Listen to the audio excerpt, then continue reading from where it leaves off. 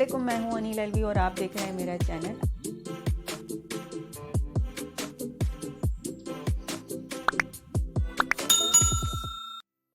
आज मैं आपके लिए बना रही हूं बीफ के शामी कबाब। बहुत ही क्विक रेसिपी है ये, जिसके लिए हमें चाहिए होगा 1 किलो बीफ। उसकी हम दरमियानी साइज़ की बोटियां कटवा के और 1 किलो के करीब हमें वो लेना है।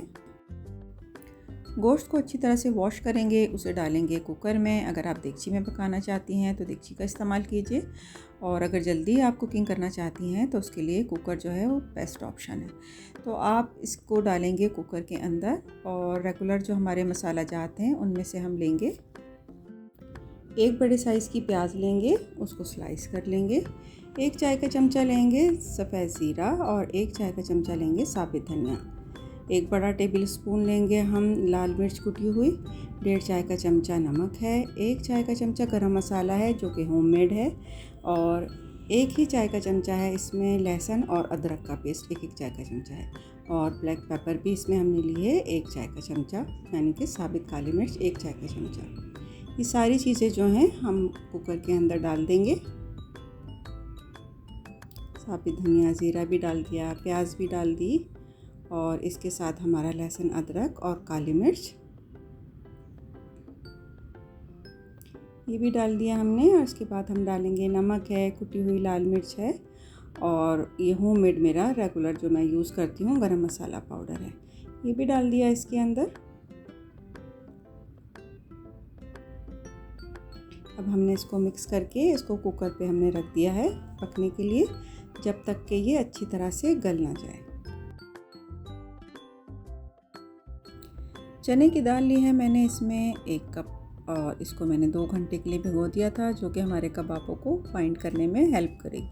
अब मैंने लिए हैं कुछ हरे मसाले, जिनमें अदरक 2 इंच का टुकड़ा लिया है मैंने उसको, और इसके अलावा मैंने इसमें लिया है गरम मसाला पाउडर 1 टीस्पून, और 1 कप लिया है मैंने इसमें फ्रेश हरा धनिया। और हरी मिर्चें जो हैं वो आप अपने हिसाब से डाल सकते हैं, जितनी आपको पसंद है मिर्चें आप इतनी डाल सकते हैं इसके अंदर। तो ये सारी चीज़ें हम चॉप कर लेंगे, ग्राइंड कर लेंगे। अब ये देखिए बहुत अच्छा सा जो है ये हमारा गोश्त गल के तैयार हो गया है। मैं आपको अभी चेक कराती हूँ कि कितना अच्छा सा ये टेंडर हो गया है, बहुत ज़बरदस्त सा ये गल गया है। और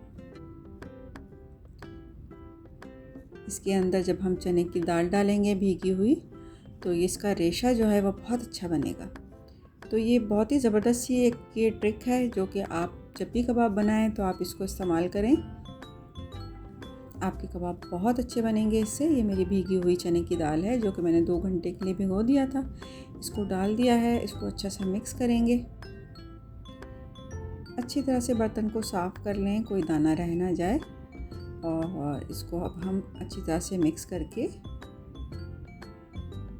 क्योंकि चने की दाल अच्छी भीगी हुई है और हमारा जो गोश्त है वो भी बहुत अच्छा गला हुआ है, तो हमें इतना ज़्यादा पकाने की ज़रूरत नहीं होगी इसे।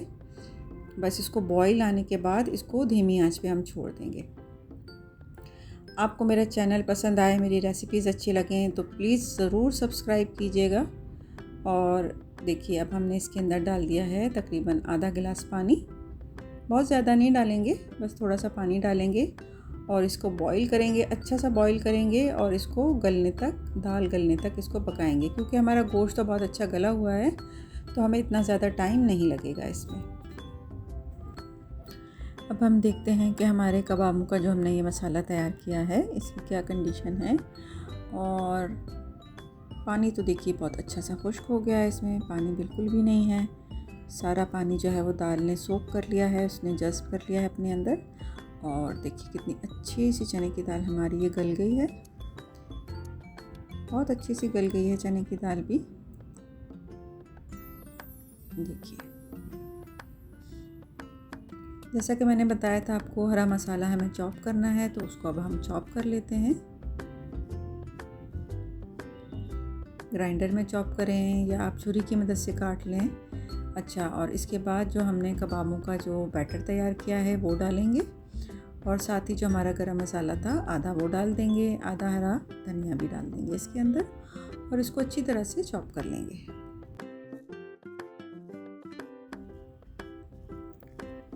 जब हम चॉप कर रहे होते तो साइडों पे थोड़ा सा लग जाता है, उसको भी साफ़ करेंगे और इसको दोबारा से चॉप करेंगे।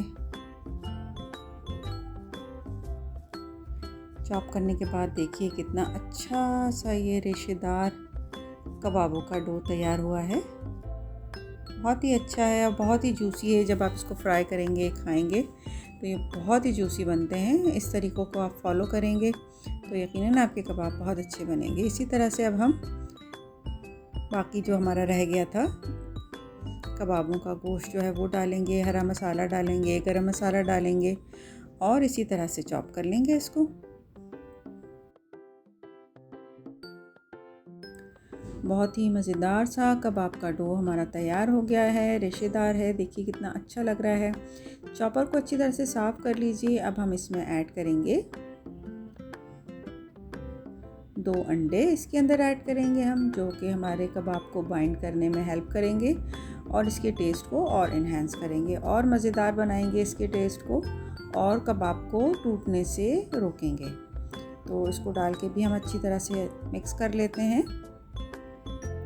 बहुत अच्छा सा मिक्स करना है कि अंडे हर जगह अच्छी तरह से मिक्स हो जाएं, बहुत अच्छे से मिक्स हो जाएं इसके अंदर।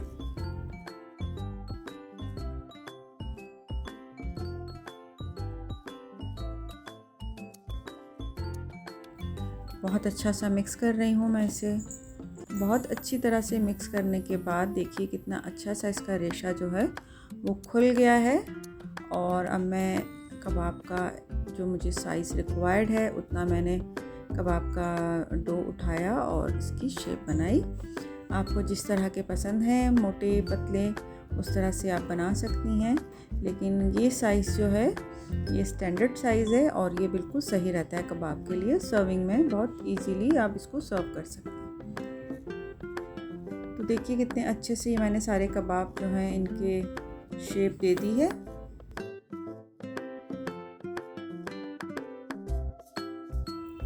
अब मैंने इनको एक ट्रे के अंदर पूरा बिछा के और इसके ऊपर एक पॉलीथीन की शीट ले ली है।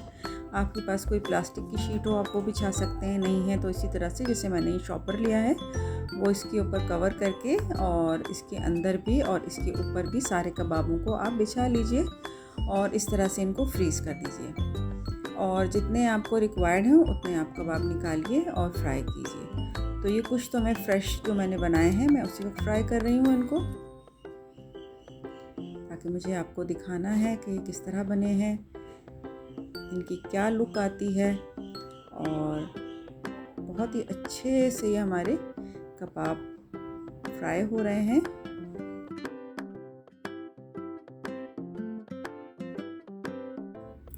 मैं इनको शैलो फ्राई कर रही हूँ, चाहे तो आप इनको डीप फ्राई भी कर सकते हैं, लेकिन इतना ज़्यादा ऑयल की इसमें ज़रूरत नहीं है, तो मैं शैलो फ्राई कर रही हूँ। अब मैं इसको टर्न कर रही हूँ, पलट के मैं आपको दिखा रही हूँ कि ये किस तरह से लाइट गोल्डन से हो गए हैं। और इसको उलट पुलट के 1-2 दफ़ा अच्छी तरह से हम इसको गोल्डन, बहुत नाइसली गोल्डन हम इसको फ्राई करेंगे, ताकि हमारे कबाब बहुत अच्छे से क्रिस्पी हो जाएं। पके हुए तो ये पूरे हैं, अंदर से तो ये कुक हैं, लेकिन हमें ऊपर से अगर इनको क्रस्ट लेके आना है, थोड़ा सा क्रिस्पी रखना है, तो हमें इसको इसको फ्लेम पे हमें इसको फ्राई करना होगा, हल्की आंच पे फ्राई करना होगा हमें इसको। और एक दफ़ा और पलटेंगे इसके बाद, ये बड़े अच्छे से नाइसली गोल्डन हमारे कबाब फ्राई होके तैयार हो जाएंगे।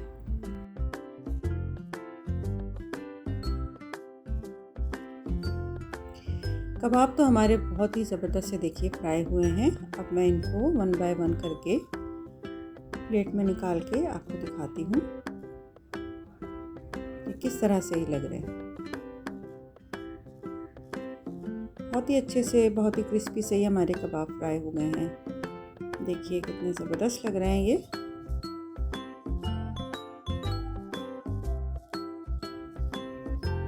तो ये सारे कबाब मैंने प्लेट में निकाल लिए हैं और ये कबाब दिखने में जितने अच्छे लग रहे हैं उतने ही खाने में मज़ेदार हैं ये। अगर आप इसी तरह से बनाएंगे जिस तरह से मैंने आपको बताया है, जिस तरह से मैंने आपको गाइड किया है, अगर आप स्टेप बाय स्टेप इसी तरह से चीज़ें सारी करेंगे तो ये आपके कबाब बिल्कुल ऐसे ही बनेंगे। बहुत ही जूसी, टेस्टी, मज़ेदार होते हैं और जब ये आप सर्व करेंगी जो भी ये खाएगा तारीफ़ किए बगैर नहीं रहेगा। तो आपको ये कबाब बिल्कुल इसी तरीके से बनाने हैं जिस तरह से मैंने आपको बताया है। तो मुझे उम्मीद है कि आपको मेरी ये आज की रेसिपी ज़रूर पसंद आई होगी। तो आप इसको ज़रूर लाइक कीजिएगा, शेयर कीजिएगा, और अगर आप मेरे चैनल पर नए हैं तो उस चैनल को सब्सक्राइब करना ना भूलिएगा। मुझे अपनी दुआओं में याद रखिएगा। मिलते हैं नेक्स्ट वीडियो में बहुत ही अच्छी सी रेसिपी के साथ। अल्लाह हाफ़िज़।